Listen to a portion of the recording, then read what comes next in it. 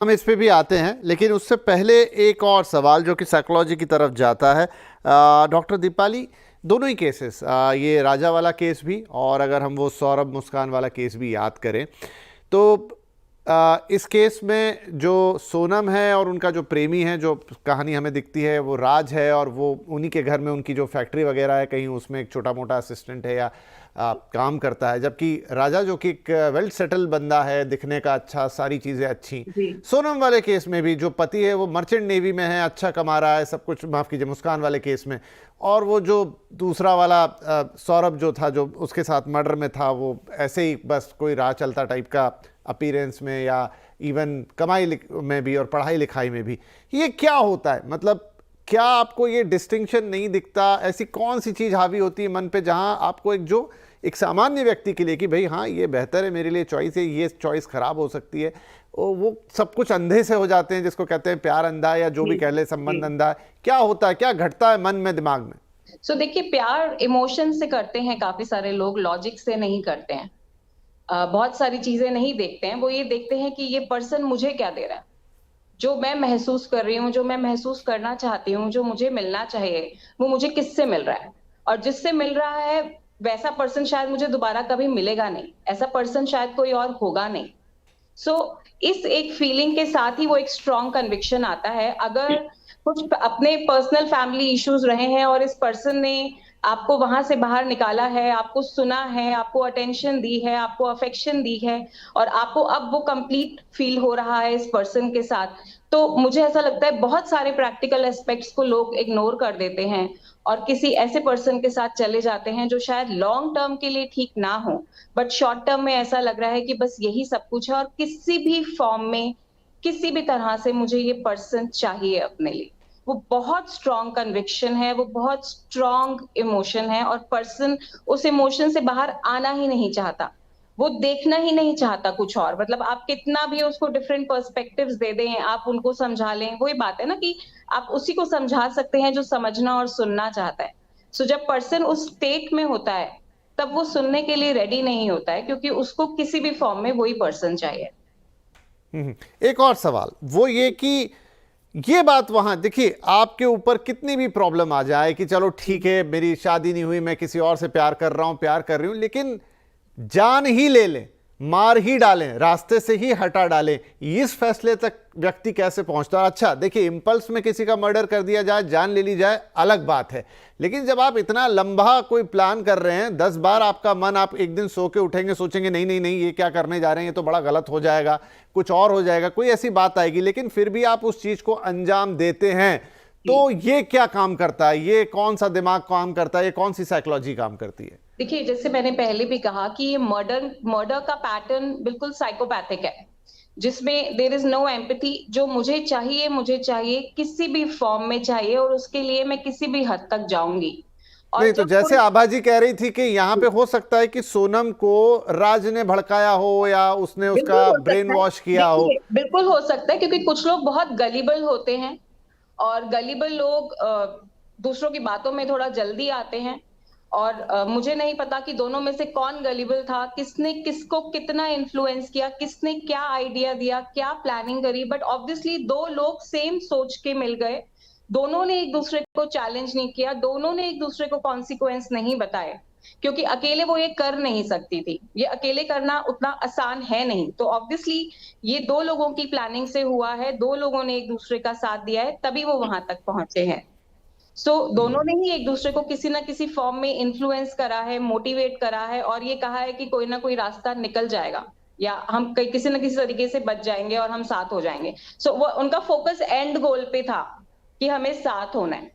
उनका फोकस उस एक्ट के बाद की चीजों पे बिल्कुल भी नहीं था। वहां से वो ठीक है, बिल्कुल रियलिटी इसके से हट इसके गए थे। इसके लिए मेरे पास एक और सवाल होगा आपके लिए, लेकिन उससे पहले कि कॉन्सिक्वेंसेस के लिए क्या व्यक्ति, मतलब एक तो है कि ठीक है इन बिटवीन कि हाँ ये होगा, ये कुछ कॉन्सिक्वेंसेस तो बहुत साफ होते हैं, पर क्या व्यक्ति को दिखते नहीं है? पर आऊंगा उस पर, मैं आभा जी के पास पहले आता हूं। आभा जी, आपने कहा कि हो सकता है कि वो ऑनर किलिंग, पर हम फर्ज करते हैं कि इनका परिवार एक मिड लेवल परिवार था और ऐसी ऑनर किलिंग वाली स्थिति यहां पे नहीं बन रही थी, और एमपी में होगा लेकिन उतना ज्यादा नहीं, इंदौर में इतने किस्से मैंने सुने भी नहीं कि ऑनर किलिंग हो जाए, पर अभी हम फर्ज करते हैं कि ऐसा मामला नहीं था। दोनों परिवारों ने भी कहा कि ऐसी कोई जोर जबरदस्ती नहीं थी, बाकायदा एक पहले रिश्ता हुआ जैसे रघुवंशी समाज में होता है, उनकी पत्रिका वगैरह मिला के, फिर धीरे धीरे बात आगे बढ़ी, दोनों एक दूसरे को जानते समझते थे और फिर शादी हो गई और सब कुछ अच्छा था। घर में आने के बाद भी बच्ची का बिहेवियर अच्छा था, लेकिन बावजूद इसके ये घटना घटी। इसको फिर हम कैसे, किस हिसाब से देखेंगे और समझेंगे? देखिए, शादी के तुरंत बाद ये घटना घटी, इसका मतलब कि वो पहले ही मन बना चुके थे, उनका दिमाग उस तरफ चल रहा था कि हम शादी नहीं रोक पाए हैं तो नेक्स्ट सोल्यूशन ये होगा कि हम मर्डर करेंगे। It is a cold blooded premeditated murder. जो मेंस्ट्रिया जो हम कहते हैं कि मोटिव क्या था, मोटिव था कि उनको इससे छुटकारा पाना था, अपने बॉयफ्रेंड के पास जाना था। नहीं तो अगर आप कह रहे हैं कि सब अच्छा चल रहा था, कैसे अच्छा चल रहा था? शादी के एक हफ्ते उनके के साथ अंदर मतलब भाग जाती अपने बॉयफ्रेंड के साथ। देखिए, भाग जाती, लेकिन ये अगर मान लीजिए उसका ये सक्सेसफुल हो जाता, कितने मर्डर्स वर्कआउट नहीं होते, बॉडी नहीं मिलती, ये अपना नेपाल क्रॉस कर जाती। कितने लोग हैं कंट्री छोड़ के चले जाते हैं, दोनों बाहर चले जाते हैं, अपना जो है नया जीवन जीते। तो ये आपको ये देखना होगा कि फैमिली प्रेशर्स क्या थे, क्यों उसने शादी करी। क्योंकि ये उसके ही फादर के घर में एक एम्प्लॉय था 20,000 का। तो कोई मालिक अपने नौकर को अपनी बेटी नहीं देगा। ये सब हम लोग को मालूम है इस देश में किस तरह से होता है। हम जितनी भी बात कर ले इक्वालिटी की, लेकिन आज भी हमारा स्ट्रैटिफाइड सोसाइटी है, मालिक अपने नौकर से बेटी की शादी नहीं करेगा। तो जब शादी कंपल्शन में हुआ, उसके बाद दोनों ने मिलके, क्योंकि इनको ये था कि मुझे इसके पास से निकल के अपने लवर के पास आना है, और दैट वाज द ओनली मेंस्ट्रिया, और उसकी वजह से उसने हस्बैंड का मर्डर किया। अब ये बात जरूर है, अगर उसमें करेज होती तो वो कह देती मुझे नहीं रहना है, लेकिन हर किसी में करेज नहीं होती है। कहना बहुत आसान होता है, कथनी और करनी में बहुत फर्क होता है। मैं खुद फैमिली लॉ और क्रिमिनल लॉ दोनों देखती हूँ। तो कितनी अब महिलाएं मेरे पास फिर आती है। मर्डर के लिए भी तो करेज लगा होगा ना, वो करेज भी कहाँ से? मर्डर उसने तो सुपारी दे दी, उसने थोड़ी मारा। उनके उनके बॉयफ्रेंड ने पैसे दे दिए, उसने करवाया ना। उसके बॉयफ्रेंड ने, राज कुशवाहा ने उससे कहा कि तुम बच जाओ और अपनी लोकेशन दे दो। उसने लोकेशन ऑन कर दी, लोकेशन शेयरिंग कर दी। बाकी तो जिसने किया नहीं, मेरा मतलब ये है कि इस थॉट पे भी आना कि किसी को मार डालते हैं, इसमें भी तो एक लेवल का करेज चाहिए। ये करेज क्या उस करेज से छोटा है कि हम भाग जाएं, या हम कुछ और घर वालों से बात कर लें कि नहीं मुझे तो यही पसंद है, या नहीं पसंद है तो मैं इससे तो शादी ना करूंगी? हाँ, तो देखिए वो चीज आप नहीं कर पाए, आपकी घर वालों के सामने नहीं चली। आपको ये आसान एग्जीक्यूट दिखा कि ये तो असहाय लड़का आया है दूसरे घर का, इसको समझ में नहीं आएगा। टिकट उसने खरीदे, शिलोंग का प्लान उसने बनाया, उसने देखा अपने घर वालों को नहीं मैं हैंडल कर पा रही हूँ, ये मैं निकाल सकती हूँ।